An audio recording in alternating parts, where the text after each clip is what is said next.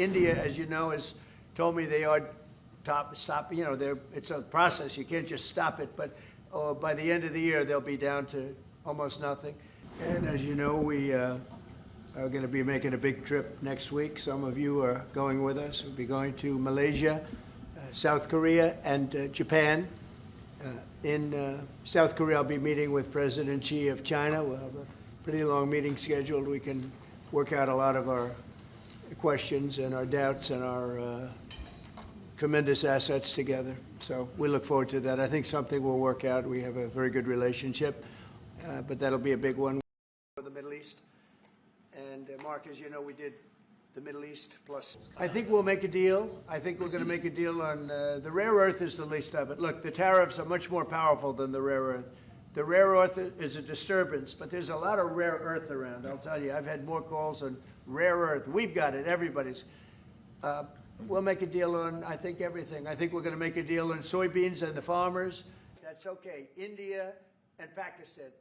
We have the most nuclear weapons. Russia's second. China is actually third by a long way, but they'll be even within 4 or 5 years. Too many. And we are talking about de-escalation. That's already being talked about. And I think we'll probably add China into the mix. Every other country. And all we're doing, well, I think I'll be talking to him about it. I think it's a little bit of a different talk. India, as you know, has told me they are stop. You know, it's a process. You can't just stop it. But by the end of the year, they'll be down to almost nothing.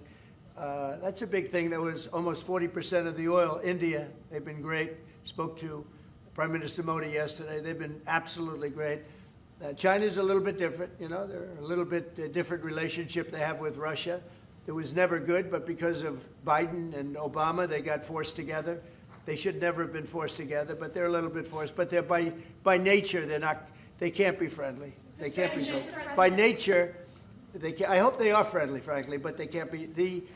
You should not have forced Russia and China together. And Biden did that, and Obama did that. They forced them together because of energy, because of oil.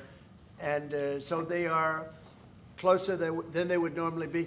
I think I'll probably be talking about it. What I'll really be talking to him about is how do we end the war with Russia and Ukraine, whether it's through oil or energy or anything else. And I think he's going to be very receptive. He would now like to. I'm not sure that he did at the beginning. He would now like to see that war end. We'll see.